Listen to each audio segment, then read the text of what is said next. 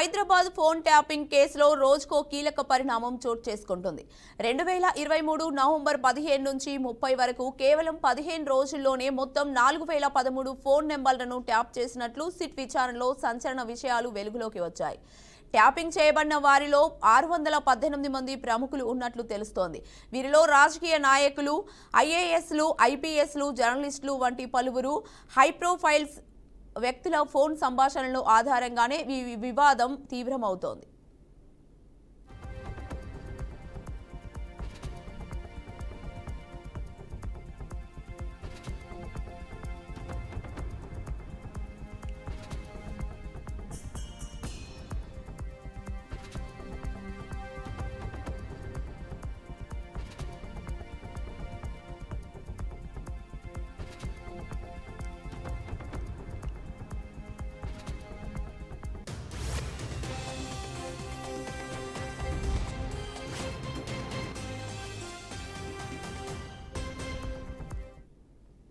Hyderabad phone tapping కేసులో రోజుకో కీలక పరిణామం చోటు చేసుకుంటుంది. 2023 నవంబర్ 15 నుంచి 30 వరకు కేవలం 15 రోజుల్లో మొత్తం 4013 ఫోన్ నెంబర్లను ట్యాప్ చేసినట్లు సిట్ విచారణలో సంచలన విషయాలు వెలుగులోకి వచ్చాయి.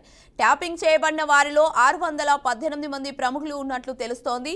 వీరిలో రాజకీయ నాయకులు, ఐఏఎస్లు, ఐపీఎస్లు, జర్నలిస్టులు వంటి పలువురు హైప్రొఫైల్ వ్యక్తుల ఫోన్ల సంభాషణల ఆధారంగానే ఈ వివాదం తీవ్రమవుతోంది. ఇక ఇదే అంశంపై మరింత సమాచారాన్ని మా అవుట్పుట్ ఎడిటర్ వెంకట్ అందిస్తారు. వెంకట్, ఫోన్ ట్యాపింగ్ కేసులో రోజుకో పరిణామం నిజంగానే చోటు చేసుకుంటుంది. సంచలన విషయాలు కూడా వెలుగులోకి వస్తుంది. దర్యాప్తులో భాగంగా అధికారులు చేస్తున్నటువంటి సిట్ అధికారులు చేస్తున్నటువంటి దర్యాప్తులో నమ్మలేని నిజాలు కూడా చాలా పెద్ద ఎత్తున బయటకు వస్తున్న పరిస్థితి కనిపిస్తూ ఉంది. 2023 నవంబర్ 15 నుంచి 30వ తారీఖు వరకు కేవలం 15 రోజుల్లోనే దాదాపు 4013 ఫోన్ నెంబర్లను ట్యాప్ చేశారంటే దాన్ని బట్టి అర్థం చేసుకోవచ్చు. చాలా స్పష్టంగా సిట్ విచారణలో 4013 మంది ఫోన్ నెంబర్లు కేవలం 15 రోజుల్లోనే వారందరూ ఫోన్ నెంబర్లను ట్యాప్ చేసినట్టుగా తెలుస్తుంది. ట్యాపింగ్ చేయబడిన వాళ్ళలో వ్యక్తులు అంటే ఎవరి ఫోన్లో అయితే ట్యాపింగ్ చేయబడ్డారో వారందరూ కూడా వారిలో రాజకీయ ప్రముఖులు ఉన్నారు, ఐఏఎస్లు, ఐపీఎస్లు ఉన్నారు, జర్నలిస్టులు ఉన్నారు, ఇంకా కొంత హై ప్రొఫైల్ వ్యక్తులు ఎవరైతే సొసైటీలో కొంత హై ప్రొఫైల్ గా ఉంటూ ఉంటారో వారి సంభాషణలో కూడా మొత్తం ట్యాప్ చేసినట్టుగా స్పష్టంగా సిట్ విచారణలో తెలుస్తూ ఉంది. ముఖ్యంగా ప్రస్తుత ముఖ్యమంత్రి అప్పుడు కాంగ్రెస్ పిసిసి అధ్యక్షుడు, ఇప్పుడు ముఖ్యమంత్రి రేవంత్ రెడ్డి, అదేవిధంగా బీజేపీ నేతలు బండి సంజయ్, ఈటెల రాజేందర్, కొండ విశ్వేశ్వర రెడ్డి, పొంగులేటి కుటుంబ సభ్యులు ఎవరైతే మంత్రిగా ఉన్నారో పొంగులేటి కుటుంబ సభ్యులు, ఆయన అనుచరులు కూడా మొత్తం వీరందరూ కూడా ట్యాపింగ్ అనేటువంటి లిస్ట్ లో ఉన్నారు. అంటే వీళ్ళందరి ఫోన్లు కూడా ట్యాప్ చేసినట్టుగా సిట్ విచారణలో తేటతెల్లం అన్నట్టుగా మనకు అర్థమవుతుంది. ఐఏఎస్ అధికారులు రొనాల్డ్ రోస్, అదేవిధంగా గౌతమ్ ఫోన్లు కూడా ట్యాప్ చేసినట్టుగా తెలుస్తోంది.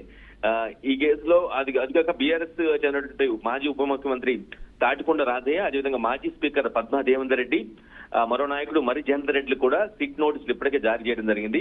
అంతేకాదు ఇక మున్ముందు కేఎస్ రత్నం, మైనంపల్లి హనుమంతరావు అంటే ప్రస్తుతం కాంగ్రెస్ లో ఉన్నారు, వాళ్ళ అబ్బాయి రోహిత్ ఎమ్మెల్యేగా ఉన్నారు. సో అప్పుడు ప్రభుత్వంలో ఉన్నారు కాబట్టి బీఆర్ఎస్ లో ఎమ్మెల్యేగా ఉన్నారు కాబట్టి అప్పుడు ఆయనకు కూడా త్వర ఉంది, ఆయనకు కూడా హస్తం ఉంది అనే ఒక నేపథ్యంలో ఆయనకు కూడా నోటీసులు ఇచ్చేందుకు సిద్ధంగా ఉన్నారు.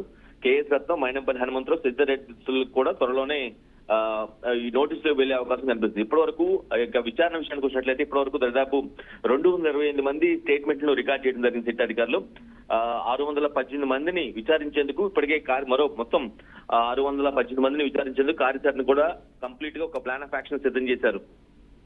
అంటే ఈ ఫోన్ ట్యాపింగ్ కేసు వేగవంతవుతున్న నేపథ్యంలో మరిన్ని రాజకీయంగా సంచలనం సృష్టించే అంశాలు బయటకు వచ్చే అవకాశం అయితే స్పష్టంగా కనిపిస్తుంది. ట్యాపింగ్ ఎవరైతే పాల్పడ్డాడో ప్రధాన నిందితుడు ప్రణీత్ రావు పాత్రపై కూడా దృష్టి సారించిన సిట్ ఏం చేసిందంటే ఐటీ, ఇంటెలిజెన్స్, పోలీసు వ్యవస్థల్లో అసలు దోషులు ఎవరు అన్న దానిపై దర్యాప్తు ముమ్మరం చేస్తూ ఉంది. అంటే ప్రణీత్ రావు ప్రధాన నిందితుడిగా గుర్తించింది వాస్తవమే, కరెక్టే, దాని ఆధారంగానే దర్యాప్తు చేస్తూ ఉన్నారు.